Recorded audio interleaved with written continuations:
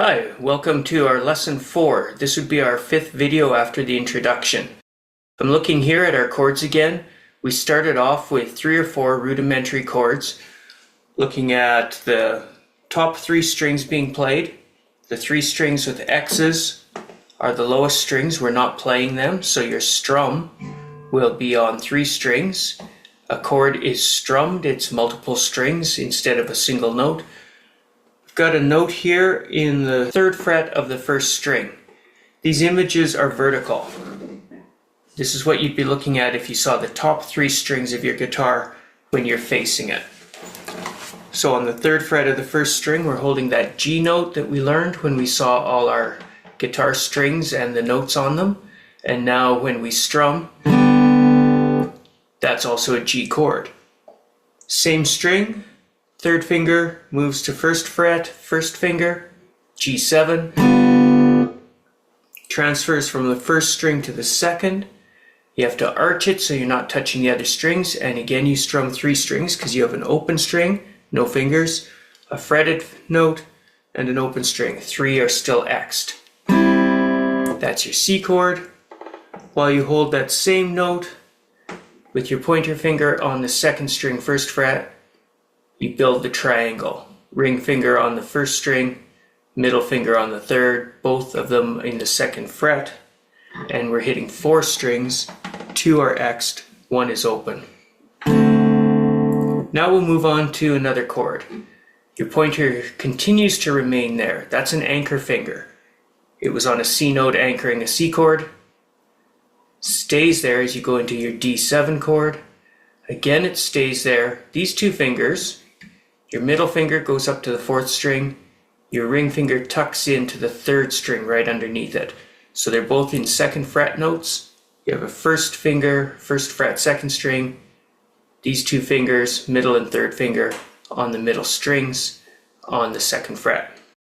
You notice there's only 1 X'd note now. That's the 6th string we're not hitting. We'll hit all 5 above that. Usually when people hear this chord, they get kind of excited about guitar. They're hearing a new sound.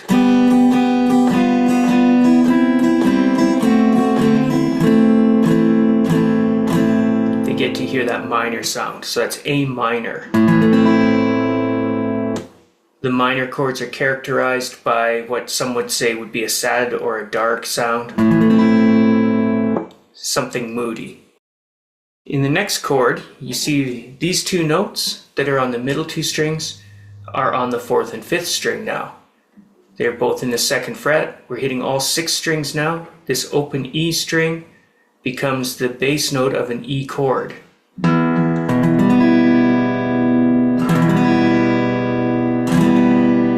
You may hear the darkness again, and so you know that's an E minor. Very often when people first encounter that, they think of a Western. They can hear Clint Eastwood's spaghetti westerns in that. So that's E minor. We can still continue to practice all of these chords in sequence, and you can come back. Usually when I'm coming back after I hit D7, I like to jump back to the G and not walk through these again. So I'd go G, G7, C, D7, A minor, E minor. You can come back, E minor, A minor, D7, and jump back to the G. The reason I didn't write the chord names on here was I would normally just write the chord and have the student remember and figure out what it is before I wrote it. There's no opportunity to do that right now, but I've left them off for a second because I was going to give you a moment to think about it. I really didn't, so I'm going to pause now to write the chord names in. With these chords now, you can play all kinds of different songs. We'll go across here again to the E minor, 4 strums each. 1, 2, 3, 4, G, 1st fret G7, 2nd string C, add the triangle D7. I'm going back to G now, as we did last time. G, G7, C, whoops, too many strings, D7, G. This time I'll go into the minor chords. G, G7, C, Middle fingers move to A minor. To go to E minor, I can use those same two fingers, or I could cross over and use these two fingers, pointer and second. That's my preferred way normally. Today I'll just move these two so you can see the continuity there. A minor, E minor, A minor to D7. You hear the tension, it wants to get back to G. Once again through that pattern, G, G7, C, D7, A minor, E minor, A minor, D7, and G. Very soon we'll add those fingers to G and G7 chords. Not just yet, but if you're ambitious and you want to pick that out yourself somewhere, go ahead. So last time we also learned how to play Smoke on the Water. To do that riff on the open E string, I just wrote 035, 0365, 03530, where O stands for open or even 0 fret. I didn't tell you in my image which string we're on, I just told you we would play it down here on the lowest E string. 035, 0365, 03530. We looked at those, we named them. After a while we realized that was open E, 3rd fret is G, and then alphabetically in music after you get to G, your next note is an A. So we got to an A. Here they are on your guitar picture. Open E, that's the open E string. 3rd fret is G. There's an F in there someplace, E, F, G alphabetically, and 5th fret is A. So we've got E, G, A.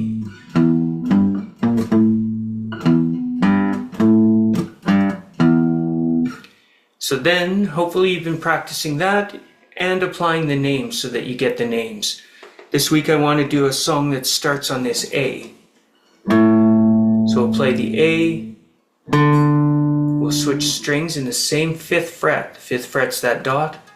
Again, right up close to your fret wire. A to the next string, and on that string we're on the 5th fret. We'll move up to the 7th fret and back. So I'm drawing an L shape. The A, the next string, 2 frets up, 2 frets back, start over. Notice I'm using my pointer finger. In other applications, when you switch frets, you'll want to use different fingers, but these will be important to use one finger on this note for now. Play the notes twice each.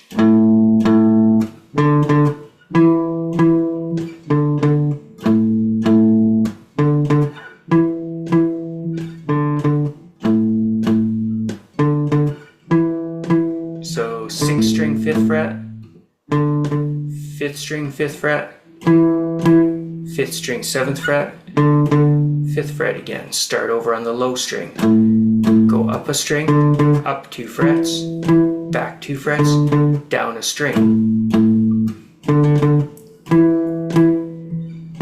Down a string means to switch strings. Go up a string, switch strings.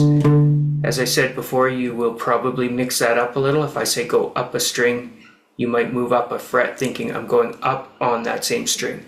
Up a string means I want to switch strings. So this is A, D, a little higher than D, A, B, C, D, E, that's your E, back to D. A, when we switch strings, obviously we're skipping some notes. A, B, and C would be before the D. So B and C are somewhere out there. A, skip to D, up to E, back to D, A, D, E, D, A, D, E, D, A. So that's the bass pattern, also a chord pattern for Wild Thing or Louie Louie or even Walking on Sunshine.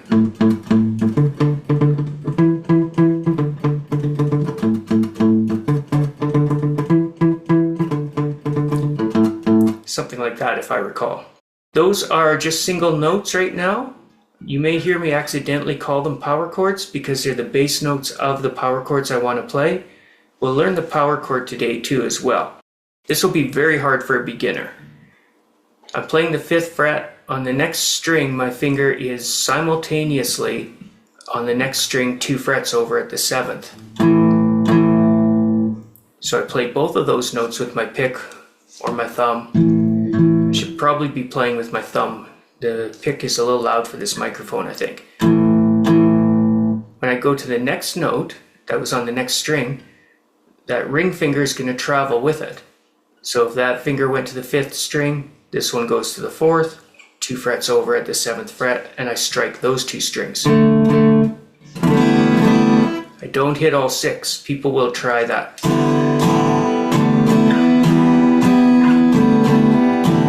They'll have all those strings ringing. In power chords, which we're doing now, it's a 2-note chord. 1 note on the bass string, the other note 2 frets higher on the next string. A power chord. This is a D note, so this is a D power chord. Up 2 frets, an E power chord. Back 2 frets.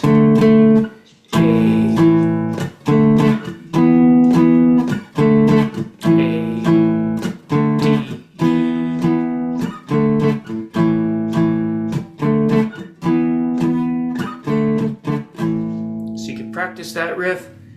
Practice getting those fingers to move together, switching strings together, and traveling up frets together. They're not going to do this at first, don't worry. You'll go to move to another string and this one will jump a few strings. Or you'll slide up 2 frets and now they're too close together. After a while, they start to move like a clamp and they get their distance every time. This kind of song will train them to do that. I told you earlier that a chord was 3 notes or more. A power chord is the name applied to this 2-note chord. It's a root and another note that goes with it. If you care, it's 5 notes up in the alphabet. So this would be called an A5. It combines 2 notes, A, B, C, D, E. An A and an E, 5 notes apart.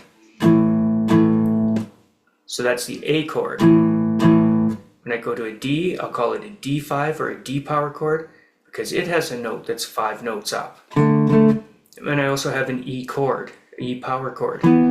Not to be confused with the fact that there was an E note in my first chord. This is A and E makes an A power chord. D and another A different A, makes a D power chord. An E and a B makes an E power chord. You've built up your chords to probably 5 or 6 of them now. Have a couple of rock riffs, Smoke on the Water, and this one that we can say is Wild Thing right now. You can listen to the song and see if there's a different little bit of a rhythm you want to do to it, and we'll write out more of it later. I'm just going to tab it really quickly here and then we'll pack her in. So here's our tab for the bass notes for Wild Thing. I've got my 6 strings. We were playing the 5th fret of the 6th string. So we play that twice. We switch up to the next string, that's the 5th string, and also the 5th fret. Travel up 2 frets to 7, that's the E note that we had, same string back to the D note. So we had A, D, E, and D notes. Those are bass notes. A bass player might play those in the song. You see our A at the 5th fret of the 6th string. If you can read this, D is on the next string at the same fret, and E is over here at the 7th. There's a little interesting trick here. If you recall, when we learned our strings, we had Eddie, 8, Dynamite, Goodbye, Eddie. So this A note, our open A string, is actually the same as this A note here. This is how we had to tune our guitars before we got all these electric tuners. So this A and this A are identical. This D at the 5th fret on the 5th string is the same as the D on the open 4th string. If I'm properly in tune, then those notes will match. So here on the low E string, I have the notes E, F, G, A at the 5th fret of the 6th string. And this 5th string open in Eddie 8 Dynamite is the open A. So you can hear those are both A's. In Wild Thing, I said this is a D note on the next string at the 5th fret. In Eddie 8 Dynamite, D is also the open 4th string.